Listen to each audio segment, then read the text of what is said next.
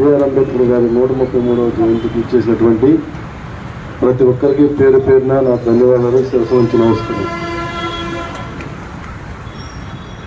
ఇక్కడ ఒక ప్రత్యేకత ఉంది.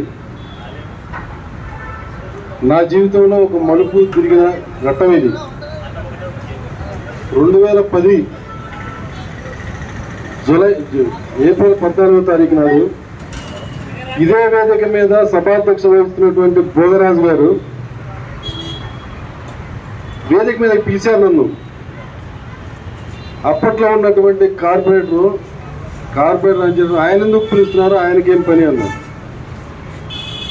ఆ రోజు విగ్రహానికి ఏ విధమైన సహకారం అందించాలి, మున్సిపల్ నుంచి మామూలుగా ఏం చేయాలి అనేది అప్పట్లో ఉన్న భిక్షపతి యాదవ్ ఎమ్మెల్యే తోటి అక్కడ ఉన్నట్టు పూలమాలలు కానీ పూలదండలు కానీ అన్ని అలంకారం చేసి మార్నింగ్ 9 o'clock ఇక్కడికి వచ్చేసరికి ఇదే ఎదురైంది నాకు. బహుశా అందరూ చాలా మంది ఉండి ఉంటారు, ఈ విషయం చూసి ఉంటారు, మీరు మర్చిపోయి ఉండొచ్చు. ఒకవేళ మీకు గుర్తుందో లేదో నాకైతే తెలియదు. తర్వాత ఇదే ఇక్కడే ఉన్న పబ్లిక్ ఎవరైతే ఉన్నారో, ఇక్కడ ఉన్న మన వాళ్ళు ఎవరైతే ఉన్నారో, కాదు ఆయనకి రావడానికి ప్రాబ్లం ఏంది, ఆయన కూడా మనలో కూడా రావాల్సింది, స్టేజ్ మీదకి రావాలని పిలిస్తే ఆహ్వానిస్తే ఆ రోజు స్టేజ్ మీదకి వచ్చి మాట్లాడాను. ఆ రోజు నుండి నేను ఈరోజు కార్పొరేటర్ అయినా 3 సంవత్సరాల నుంచి ఫోర్త్ రన్నింగ్ అవుతుంది. అక్కడ వైజాగ్లో ఒక ప్రోగ్రామ్ పెడతారు, అఫీషియల్ ప్రోగ్రామ్.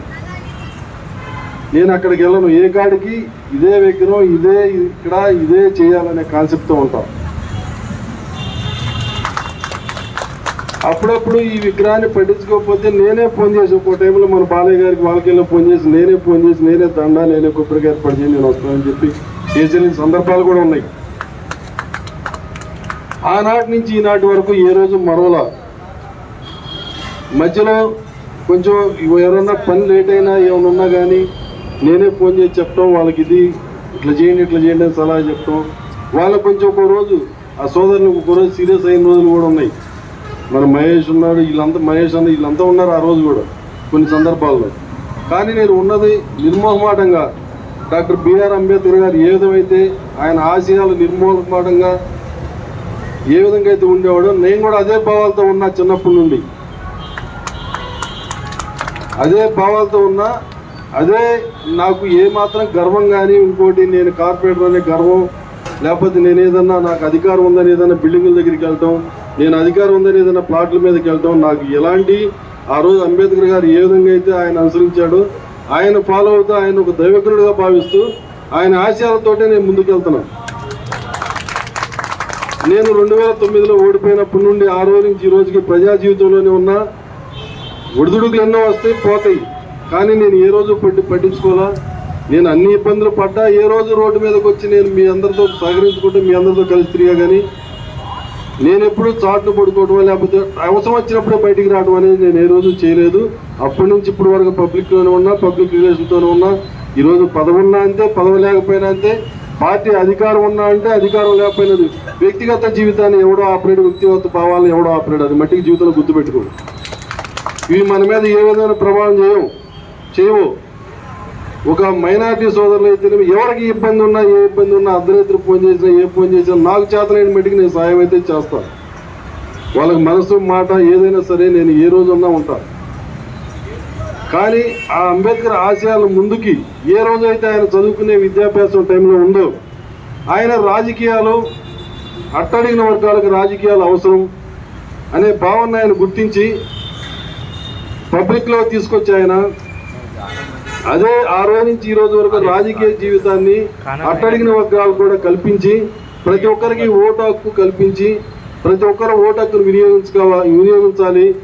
న్యాయం శాస్త్రాన్ని అభ్యసించి ఆయన న్యాయ నిపుణుడిగా, ఆర్థిక శాస్త్రంలో ఆర్థిక నిపుణుడిగా అన్ని సమాజానికి ఏవైతే అవలంబించాలో, ఏవైతే అవసరం అవుతాయో అన్నీ చూపించి మార్గదర్శనం వేసి మన రాజ్యాంగాన్ని రూపొందించినటువంటి మన రాజ్యాంగ రూపకర్త డాక్టర్ బిఆర్ అంబేద్కర్ గారికి మరొకసారి ధన్యవాదాలు. ఆయనకి ఒకసారి జోహార్లు అర్పిస్తూ నాకు ఈ అవకాశం ఇచ్చి స్కూలు విద్యార్థులు ఎవరైతే ఉన్నారో, అట్టడిగిన దళిత వర్గాలు ఏవైతే ఉన్నాయో వాళ్ళు స్కూల్లో మంచినీళ్ళు తాగడానికి కూడా అంటరానితనంగా చూసేటువంటి వ్యవస్థ నుండి ఈరోజు రాజ్యాధికారాన్ని చేజిక్కించుకొని రాష్ట్రపతి వరకు పాలించగలిగినటువంటి దీన్ని సమకూర్చినటువంటి డాక్టర్ బిఆర్ అంబేద్కర్ గారికి మరి ఒకసారి ఆయనకి జోహార్లు తెలియజేస్తూ ఆయన ప్రత్యేక ధన్యవాదాలు కృతజ్ఞతలు తెలియజేస్తూ ఆయన ఆశయాలను ముందరకు తీసుకెళ్తామని చెప్పి మీ అందరికీ పేరు పేరున మీ అందరితో కలిసి ఉండి ఈ భావాలన్నింటినీ ముందరకు తీసుకెళ్తానని చెప్పి ప్రత్యేకంగా ధన్యవాదాలు తెలియజేస్తూ మీకు అందరూ తెలియజేస్తున్నాను. అదేవిధంగా ఇక్కడ ఉన్నటువంటి స్కూలు ఏదైతే ఉందో యాక్చువల్గా ఇక్కడ ఉన్నటువంటి స్కూలు సాయి ప్రశాంత్ నగర్లో ఉన్నటువంటి వాటర్ ట్యాంక్ ఈ రెండే సమస్యలు పెద్దవి ఉండేవి. నేను ఈ రెండు సొంతగా చేద్దాం అనుకున్నా. ఈ స్కూల్ ఎస్టిమేషన్ మామూలు 50-60 లక్షలు అయితే నేను చెబుతాను అనుకుని 2 కోట్ల ఎస్టిమేషన్ వేసుకొచ్చారు. ఇది అయితే దీన్ని మున్సిపల్ టెండర్ పెట్టించాం. టెండర్ అయిపోయింది. మున్సిపల్ మనం ఆల్రెడీ ఓపెన్ చేసి శంకుస్థాపన జరిగింది, అయిపోయింది. ఈ స్కూల్ పడేయాలంటే నేను అవతల ఏం చేశాను అంటే విశ్వభారతి కాలేజీ వాళ్ళతో మాట్లాడి ఆ కాలేజీ క్యాంపస్ ఉన్నటువంటి కొన్ని రూములు నేను కట్టించి ఆ రేకులు చేసి కట్టించి వారి ప్లాట్ఫామ్ వేయించి పిల్లలకి అందరికీ అక్కడ సమకూర్చే విధంగా చేకూర్చి అందరి పిల్లల్ని అక్కడికి ఈ పెచ్చులు రాలి పడుతున్నాయని అందరినీ అక్కడికి పిల్లలు షిఫ్ట్ చేసి అక్కడ మళ్ళీ ఒక సెక్యూరిటీకి నెలకి నేను శాలరీ ఇస్తానని చెప్పి సెక్యూరిటీని పెట్టి అక్కడ ఏమన్నా పిల్లలు ఆ చెరువు వైపు యాక్టివిటీ వెళ్ళకుండా ఉండటానికి కోసం. ఎందుకంటే ఇక్కడ ఉన్న పిల్లలు పేద మధ్యతరగతి పిల్లలంతా ఈ గవర్నమెంట్ స్కూల్ని ఆశించి గవర్నమెంట్ స్కూల్కి ఆశయం పొంది అక్కడికి వెళ్ళి చదువుకోవాలి. వీళ్ళు పనికి వెళ్తారు, ఇంటికి వస్తే ఇబ్బంది, మళ్ళీ పిల్లలు బయటకు అటు ఇటు తిరిగితే ప్రాబ్లం అవుతుందని చెప్పి సెక్యూరిటీని పెట్టుకోండి. ఆ సెక్యూరిటీకి మంత్లీ నేను శాలరీ ఇస్తా. ఆ సెక్యూరిటీని ఏర్పాటు చేసుకొని పిల్లలు బయటికి వెళ్లకుండా పక్కకి వెళ్లకుండా చెరువు వైపు వెళ్లకుండా పిల్లలు ఇంటి వైపు వెళ్ళేటట్టు మార్గం చూపించండి అని చెప్పి ఏర్పాటు చేయడం జరిగింది.